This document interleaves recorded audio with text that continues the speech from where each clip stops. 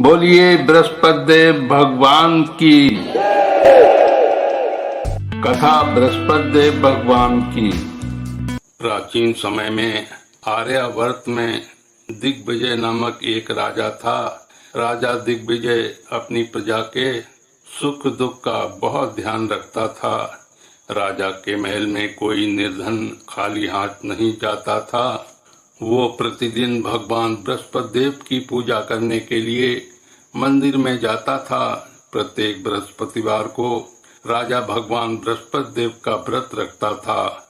भगवान बृहस्पति देव की पूजा अर्चना के बाद व्रत कथा सुनकर राजा एक समय ही भोजन करता था, लेकिन उसकी रानी राजा के पूजा पाठ और व्रत को बिल्कुल पसंद नहीं करती थी।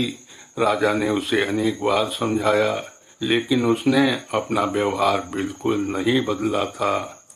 रानी कभी किसी निर्धन को अन्न वस्त्र आदि का दान नहीं करती थी। यही नहीं, वो राजा को भी व्रत करने और निर्धनों को दान करने के लिए मना करती थी। एक बार ऐसा हुआ कि जंगल के कुछ हिंसक जानवरों ने नगर में घुसकर निरीह लोगों को मारना शुरू कर दिया।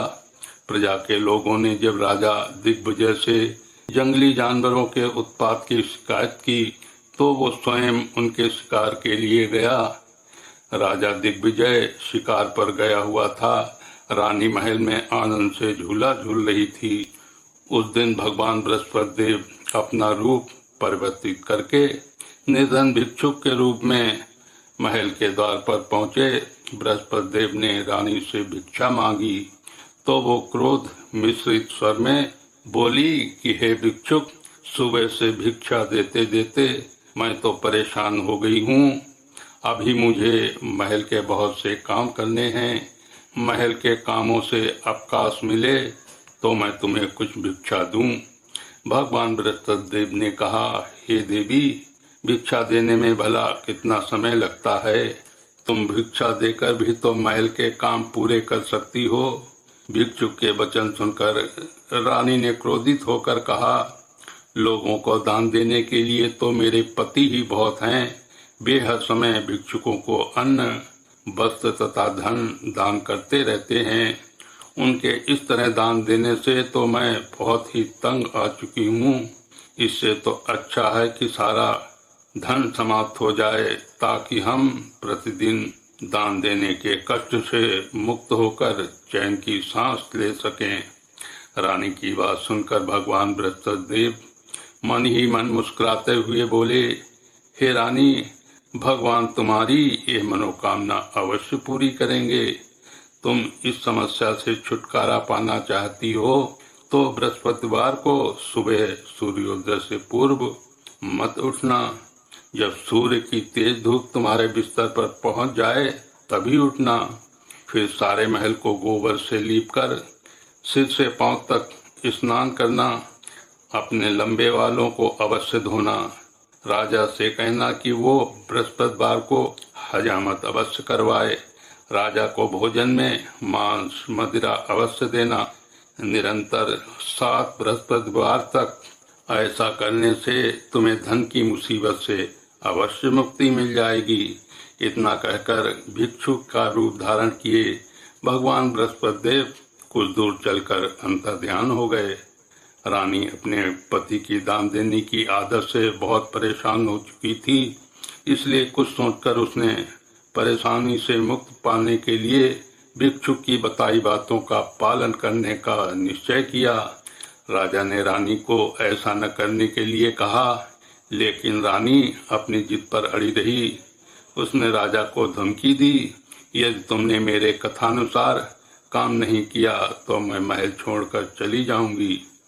रानी की इस बात से राजा बहुत डर गया, क्योंकि रानी के चले जाने से पूरे राज्य में उसकी बदनामी हो सकती थी। विवश राजा को रानी की बात स्वीकार करनी ही पड़ी।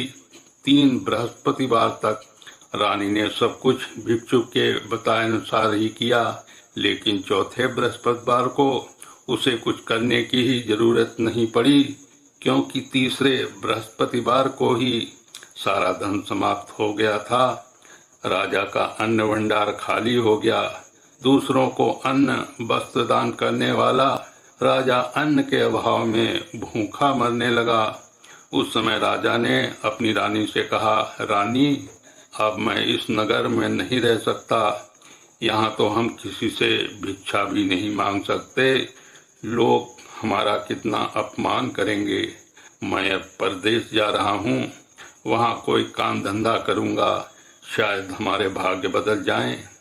रानी को महल में छोड़कर राजा धन कमाने के लिए परदेश चला गया। परदेश में उसने जंगल से लकड़ी काटकर लाने और नगर में बेचने का काम शुरू कर दिया।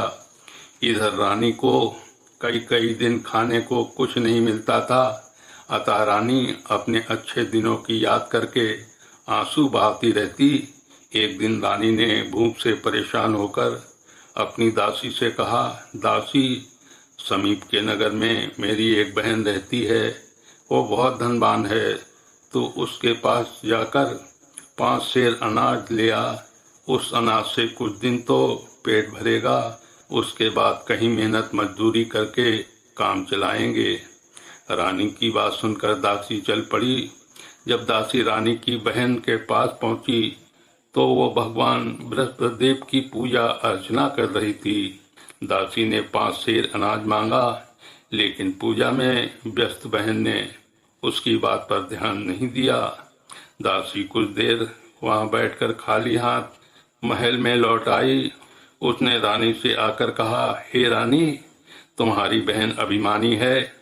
अधिक धन होने के कारण वो किसी की बात नहीं सुनती। मेरी बात का भी उसने कोई उत्तर नहीं दिया, बस पूजा पाठ करती रही। आखिर मुझे खाली हाथ ही लौटना पड़ा। रानी ने उदास मन से कहा, दासी, जब बुरे दिन आते हैं तो कोई सहायता नहीं करता, अपने भी मुंह मोड़ लेते हैं। ये सब हमारे भाग्य का दोष है। उधर पूजा पाठ के बाद रानी की बहन ने जब दासी की ओर देखा तो वो वहां से जा चुकी थी। बहन ने सोचा, अवश्य मेरी बहन पर कोई विपत्ति आ पड़ी है, तभी तो उसने दासी को भेजकर 5 सेर अनाज मंगाया है। ये सोचकर वो घोड़ा गाड़ी में सवार हो रानी से मिलने के लिए चल पड़ी। रानी के महल में पहुंचकर उसने कहा, बहन, मुझे क्षमा करना। जब तुम्हारी दासी आई थी उस समय मैं बृहस्पति देव की पूजा कर रही थी, इसलिए पूरी व्रत कथा सुने बिना मैं उठ नहीं सकती थी। विष्णु भगवान का पूजन समाप्त करके जब मैं उठी तो दासी वहां से लौट आई थी। रानी ने बहन को सारी दुख भरी कहानी सुनाकर कहा, मैंने दासी को 5 सेर अनाज लाने के लिए भेजा था।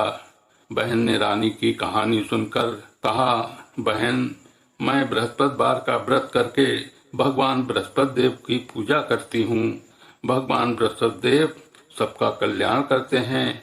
तुम भी भगवान बृहस्पति देव का स्मरण करके अपने महल के किसी कक्ष में जाकर देखो, शायद कहीं अनाज रखा मिल जाए।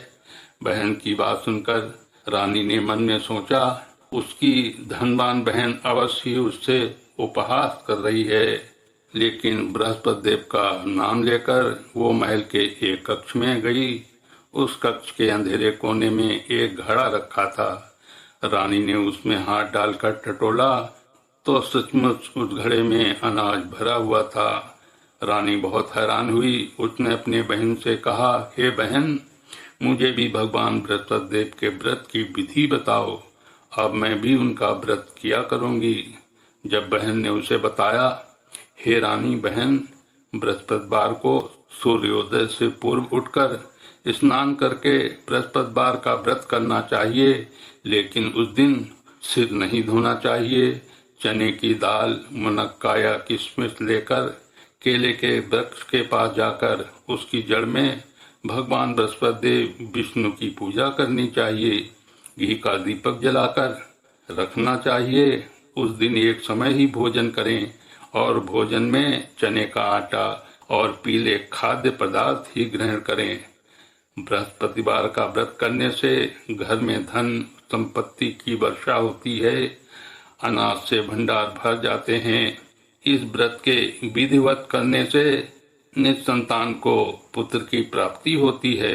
बहन के वचन सुनकर रानी ने तुरंत ही भगवान बृहस्पति देव के व्रत करने का निश्चय कर लिया।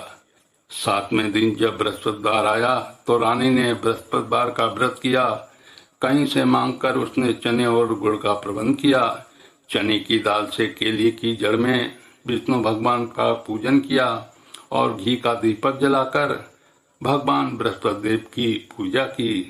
रानी विष्णु भगवान के भोग के लिए पीले अन्न का कहीं से प्रबंध नहीं कर सकी, अतः वो मन ही मन परेशान होने लगी।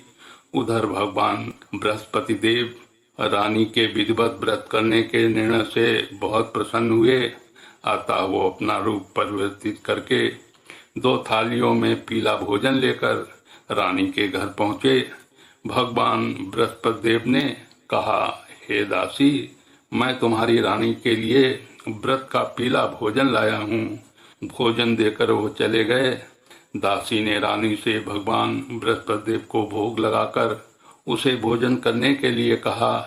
रानी को कुछ पता नहीं था। वो दासी से बोली, दासी, क्यों निर्धनता में मेरा उपहास करती है? तब दासी ने कहा, अभी अभी कोई आदमी मुझे 2 थाली पीला भोजन देकर गया है। वेशभूषा से तो मुझे वो कोई पुजारी जान पड़ता था। रानी ने भगवान बृहस्पति देव का भोग लगाया, फिर दासी के साथ बैठकर भोजन किया। रानी प्रत्येक बृहस्पतिवार को विधिवत व्रत करके भगवान बृहस्पति देव की पूजा करने लगी।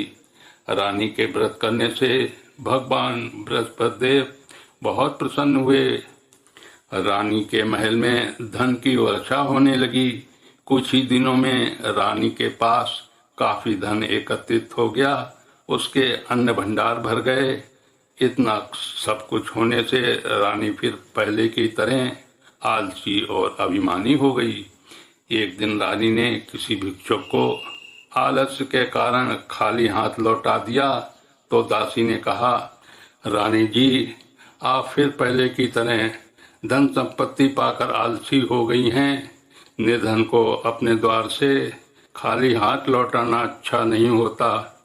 भगवान बृहस्पति देव की अनुकंपा से हमें अत्यधिक धन और अन्न मिला है, इसलिए आलस्य छोड़कर हमें निर्धनों को दिल खोलकर दान देना चाहिए।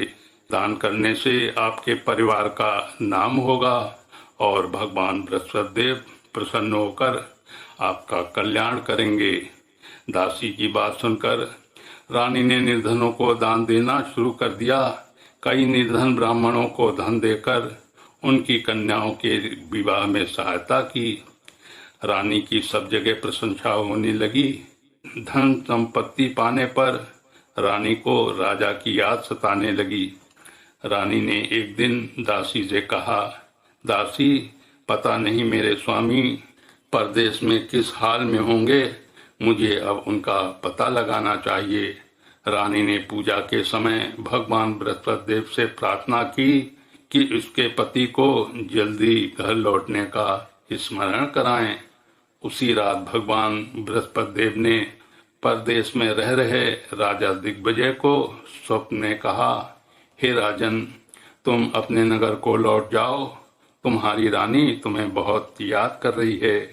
राजा सुबह उठकर लकड़ियां काट कर लाने के लिए जंगल की ओर चल पड़ा। जंगल से गुजरते हुए वो सोचने लगा, रानी की गलती से उसे कितने दुख भोगने पड़े। राजपाट छोड़कर परदेश में आकर रहना पड़ा। जंगल से लकड़ियां काटकर नगर में बेचकर गुजारा करना पड़ा। उसी समय भगवान बृहस्पति देव एक सन्यासी के रूप में राजा के पास पहुंचे। भगवान ने राजा से पूछा, हे लकड़हारे, तुम किस चिंता में पड़े हो? राजा ने दुखी मन से सारी व्यथा कथा उस सन्यासी को सुना दी। उसकी व्यथा कथा सुनकर सन्यासी ने कहा, हे लकड़हारे, तुम्हारी पत्नी ने भिक्षुक को धन नहीं देने के लिए आलस्य किया था। इससे भगवान बृहस्पति देव क्रोधित हो गए। उनके क्रोधित होने से ही तुम्हारी ऐसी हालत हुई लेकिन अब चिंता करने की कोई बात नहीं है। तुम घर लौटकर विधिवत भगवान बृहस्पति देव का व्रत करना आरंभ कर दो। बृहस्पतिवार को भगवान बृहस्पति देव का व्रत करके चने की दाल और गुड़ को जल से भरे बर्तन में डालकर केले के वृक्ष की पूजा करो। उसके बाद व्रत कथा सुनो। स्वयं भी व्रत कथा कह सकते हो। इस प्रकार व्रत करने से भगवान बृहस्पति देव तुम्हारी सभी मनोकामनाएं पूरी करेंगे। राजा ने सन्यासी से कहा, हे सन्यासी, मैं भगवान बृहस्पति देव की पूजा तो करना चाहता हूँ, लेकिन लकड़ियाँ काटकर बेचने से बस हमारा पेट ही भर पाता है। भगवान की पूजा के लिए धन कहाँ से लाऊं? राजा की बात सुनकर सन्यासी का रूप धारण किए भगवान बृहस्पति देव ने कहा, भगवान बृहस्पति देव का स्मरण कर तुम जंगल में जाकर लकड़ियां काटना, फिर उन्हें नगर में ले जाकर बेचना। तुम्हें इतना धन मिल जाएगा कि तुम अपने भोजन के साथ साथ गुड़ और चने भी खरीद सकोगे। ये कहकर सन्यासी ने भगवान बृहस्पति देव की कथा लकड़हारे को सुनाई। बोलिए बृहस्पति देव भगवान की।